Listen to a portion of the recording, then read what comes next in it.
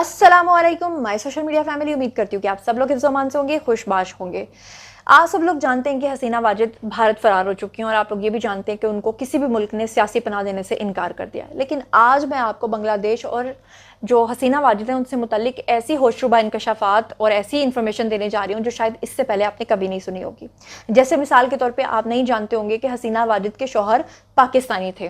पाकिस्तान में वो कहाँ रहते थे, किस शहर से उनका ताल्लुक था, वो क्या नौकरी करते थे, इसके बारे में आपको बताऊंगी। आपको ये भी बताऊंगी कि शेख हसीना वाजिद के पर्सनल कपड़े और साड़ियाँ तक चुराने वाले जो लोग हैं उनसे जब पूछा गया कि आपने ऐसा क्यों किया है तो उन्होंने जो दिलचस्प वजह बताई वो भी आपको बताऊंगी। आपको ये भी बताऊंगी कि शेख हसीना वाजिद की जायदाद और असासों की तफसीलात क्या हैं, किस किस मुल्क में कहाँ कहाँ उनकी कितनी और क्या जायदाद है और कितनी जायदाद है जिससे वो अपने हाथ धो बैठी हैं। आज के वीडियो में बात होगी कि हसीना वाजिद का बाइकआउट इस हद तक हो गया है कि अब उन्हें बांग्लादेश के अंदर कब्र बनाने की भी इजाजत नहीं होगी। इसके अलावा शेख हसीना वाजिद से मुतल्लिक और इंडियन रॉ एजेंसी से मुतल्लिक आपको बहुत सारी ऐसी इंफॉर्मेशन देने जा रही हूँ और ख़ास तौर पे क्या बांग्लादेश अब पाकिस्तान का दोबारा हिस्सा बनने जा रहा है, इसके बारे में भी बात होगी और पाकिस्तान ने अपना दो टोक मौक़िफ़ जो है वो भी सामने रख दिया है। ये तमाम तफसीलात से आपको आगाह करूंगी। चलिए जनाब शुरू करते हैं पहली खबर से। तो जनाब सबसे पहले मैं आपको जो इन्फॉर्मेशन देने जा रही हूँ वो हसीना वाजिद के शौहर के बारे में है। और हसीना वाजिद के जो शौहर हैं उनका ताल्लुक पाकिस्तान से निकला। वो क्या करते थे, वो क्या काम करते थे, वो कौन थे, उनके बारे में ज़रा सुनिए। और आज मैंने आपको ऐसे ऐसे हकाइक बताने हैं कि आप सुनकर हैरान रह जाएंगे। हसीना वाजिद के जो शौहर हैं उनके बारे में बड़े अहम हकाइक सामने आए हैं और उनका ताल्लुक, जो उनके शौहर का ताल्लुक है वो कराची से निकला है, पाकिस्तान कराची से। और वो क्या काम किया करते थे इसके बारे में भी आपको बता देती हूँ कि वो कराची के अंदर एटॉमिक एनर्जी रिसर्च सेंटर में काम भी किया करते थे, वहाँ पर जॉब किया करते थे। इस हवाले से कुछ हकाइक जो हैं वो आपके सामने रखने जा रही हूँ कि बांग्लादेश की जो साबिका यानी अब वज़ीर आज़म हो गई हैं, 15 साल तक वो वहाँ वज़ीर आज़म रही हैं, उनसे पहले उनके वालिद साहब रहे हैं।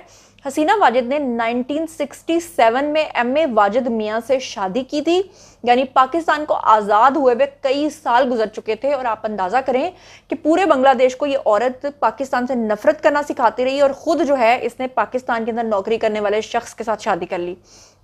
आपको बता दूं कि एम.ए. वाजिद मियाँ पेशे के एतबार से एक साइंसदान थे, साइंटिस्ट थे। उनका इंतकाल जो है वो तवील अलालत के बाद 2009 में जाके हुआ।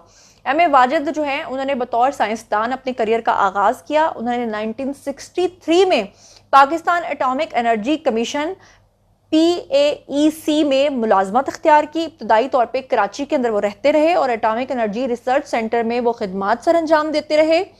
बाद में वो इटली में बैनुल अक़वामी मरकज़ बराए नज़रियाती तबियात में एसोसिएट जो है वो बन गए, वहाँ पर चले गए। और वो मुख्तसर वक्त के बाद 1969 में वापस पाकिस्तान आकर कराची में एटॉमिक एनर्जी जो सेंटर है वहाँ पर दोबारा आकर वो अपनी जॉब को उन्होंने कंटिन्यू किया। सकूते ढाका से पहले कराची न्यूक्लियर प्लांट के चीफ साइंसदान भी वो रह चुके हैं। और उनकी सिक्योरिटी क्लियरेंस मनसूख होने के बाद जो है उनका मुआहिदा ख़त्म हो गया और उन्हें बांग्लादेश जो है वो जाना पड़ गया। और वहाँ पर जो हसीना वाजिद हैं उन्होंने उनसे शादी की। और आपको बताऊं कि शेख हसीना वाजिद और एम.ए. वाजिद मियाँ जो हैं उनके 2 बच्चे हैं, बेटा सजीब वाजिद अलमारूफ सजीब वाजिद और एक और उनकी बेटी है जिसका नाम है जी साइमा वाजिद। तो अब आप यहाँ से अंदाज़ा कर सकते हैं कि शौहर पाकिस्तान में काम करता रहा, इटली गया, वहाँ पर भी दिल ना लगा और वापस पाकिस्तान आ गया। अफसोस की बात यह है कि वो शेख हसीना वाजिद जो है वो इंडिया के साथ मिलकर क्या कुछ पाकिस्तान के अंदर और क्या कुछ बांग्लादेश के अंदर करवाती रही। यहाँ तक कि बांग्लादेश की जो आर्मी है उसमें से 30 लोग बावर्दी ऐसे निकले हैं जिनका ताल्लुक जो है वो भारत की रॉ एजेंसी से था, जो वहाँ पर बांग्लादेश की जो आर्मी है उनकी वर्दी पहनकर बहरूपिये बने हुए थे। और फिर किस तरह से वो वहां से भागे और उनकी तमाम फुटेजेस जो हैं वो इस वक्त सोशल मीडिया पर हर जगह रोटेट हो रही हैं। हसीना वाजिद के साथ इतना बुरा सलूक हुआ कि वहां पर लोगों ने जिस तरह 9 मई को सारी 9 मई की याद ताज़ा कर दी। यहाँ पे तो और मकसद था, वहाँ पे मकसद कुछ और था। लेकिन बहरहाल जो चीज़ें वहाँ से उठाकर लोग फरार हुए हैं, जिस तरह से बेड्स के ऊपर सोते दिखाई दे रहे हैं, मुर्गियाँ, यहाँ पे तो मोर उठाए तो वहाँ पे मुर्गियाँ तक उठा कर ले गए, वहाँ पर बत्तखें तक उठा कर ले गए। लेकिन उससे भी ज़्यादा जो शर्मनाक मनाजिर थे शेख हसीना वाजिद के लिए वो ये थे कि एक औरत के लिए उसकी इज़्ज़त सबसे इंपॉर्टेंट होती है। शेख हसीना वाजिद की जो प्राइवेट उनकी लॉन्ड्री थी, उनके जो पर्सनल कपड़े थे और उनकी जो साड़ियाँ थी उन तक का मजाक उड़ाया गया। लोगों ने वहाँ पर मर्द हजरात ने जिस तरह से साड़ियाँ बांध बांध के और उनकी जो प्राइवेट चीज़ें हैं उनको बाकायदा तौर पे आवाम के सामने जो है वो डिस्प्ले किया, और उनकी जो साड़ियाँ हैं वो उठाकर लोग अपने घर में जो हैं वो ले गए। बांग्लादेश में मुजाहिरीन जो हैं उन्होंने हसीना वाजिद की जो साड़ियाँ हैं उनका जो भरा हुआ बैग था डियोर का, और जो डिफरेंट ब्रांडेड उनके बैग्स थे वो भी उठाकर वो अपने घर ले गए। और जब उन लोगों से ये पूछा गया, क्योंकि अब तक जब तक आप ये वीडियो देख रहे हैं ये तमाम चीज़ें वापस उनकी हुकूमत के पास जमा करवा दी गई हैं, लेकिन इससे पहले जो लोगों ने ये चीज़ें चुराई हैं या उठाई हैं उसकी जो दिलचस्प वजह उन्होंने बताई है, ज़रा वो भी सुन लीजिएगा। कि सोशल मीडिया पर जो वायरल होने वाली वीडियोज़ हैं उसमें बड़ी तादाद में आपने देखा कि किस तरह से तोड़ फोड़ हुई, गमले, मतलब हर चीज़ तो उठा कर ले गए।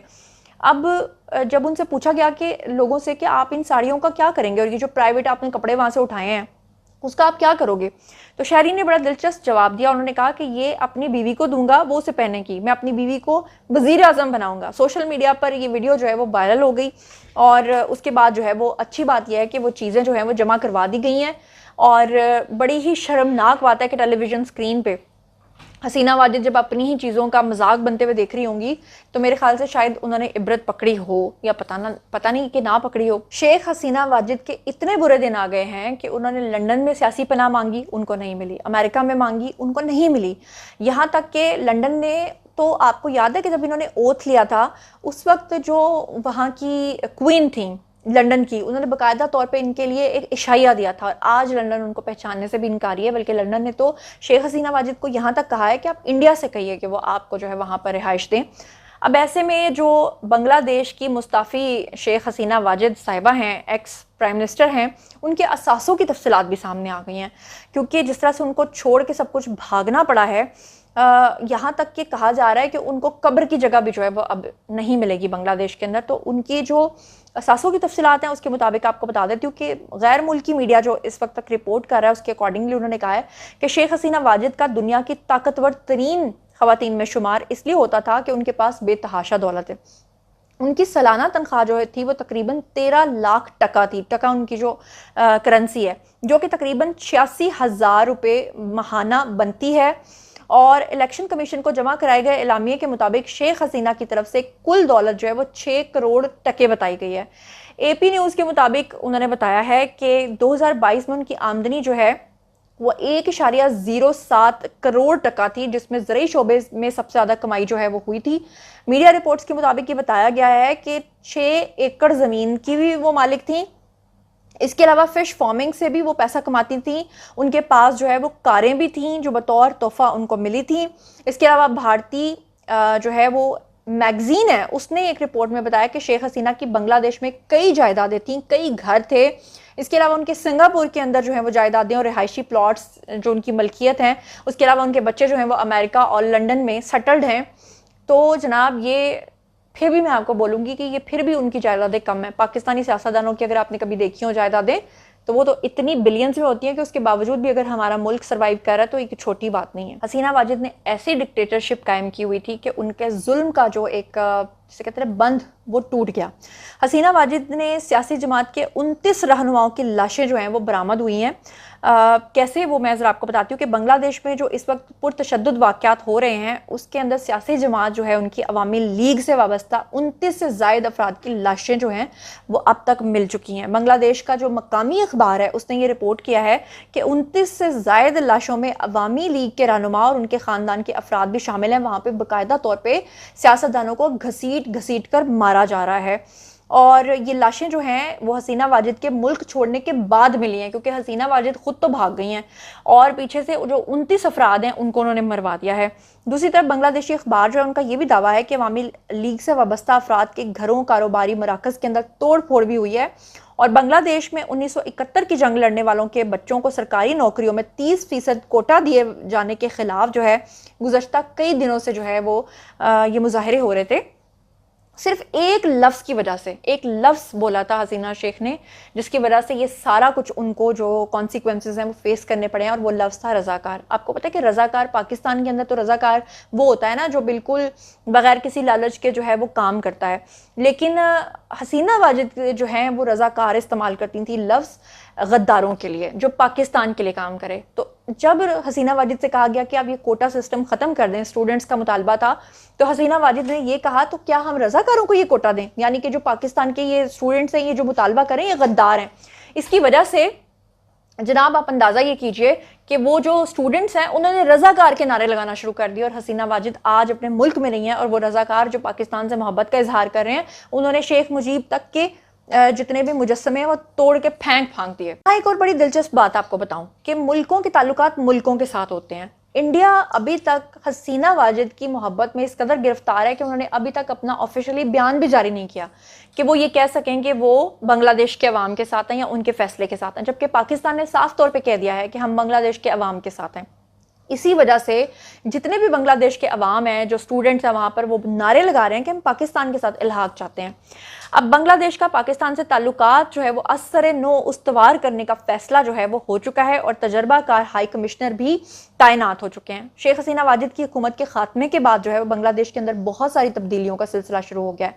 वो शेख मुजीबुर रहमान जिसको बानी समझा जाता था बांग्लादेश का, आज उसकी ये हालत है कि उसके मुजस्समों के ऊपर लोग जाकर पेशाब तक कर रहे हैं। आपने वीडियोस देखे होंगे, उनके मुजस्समों को वहाँ की आर्मी तोड़ रही है। अब आपको बता दूं कि पाकिस्तान ने हाई कमिश्नर मोहम्मद इकबाल हुसैन की नामजदगी को कबूल कर लिया है और इकबाल हुसैन जल्द पाकिस्तान पहुंचकर सिफारती जिम्मेदारियां जो है वो संभालेंगे और पाकिस्तान के ताल्लुकात दोबारा से बांग्लादेश के साथ पहले जैसे बहुत अच्छे हो जाएंगे, जिसके ऊपर भारत आजकल काफ़ी ज़्यादा सीख पा है, परेशान है। बहुत बुरी हालत है इस वक्त भारत की, क्योंकि जिस तरह से शेख हसीना वाजिद जो है वो डायरेक्ट प्रो हिंदू थी, जिस तरह प्रो इंडियन थी और जिस तरह से इंडिया से उन्होंने फौज भी बुलवाई थी और जिस तरह से वहां से 30 फौजी अब वहां से भागे भी हैं, जिस तरह से इंडिया का असर और रसूख था, अब बांग्लादेश से वहां के लोग भाग रहे हैं। उनके अपने सियासतदानों को 29 के करीब उन्होंने मार दिया है। तो भारत इस बात पे परेशान है कि बांग्लादेश अपने ताल्लुकात दोबारा से पाकिस्तान के साथ क्यों ठीक कर रहा है। भारत इस वजह से भी परेशान है कि भारत पूरी दुनिया को ये कह रहा था कि हमारा तो बांग्लादेश में कोई किरदार ही नहीं है, जबकि हकीकत यह है कि बांग्लादेश के वजीर खारजा हुसैन महमूद और वजीर टेली मवासलात जुनैद अहमद को भारत फरार होते हुए गिरफ्तार कर लिया गया है।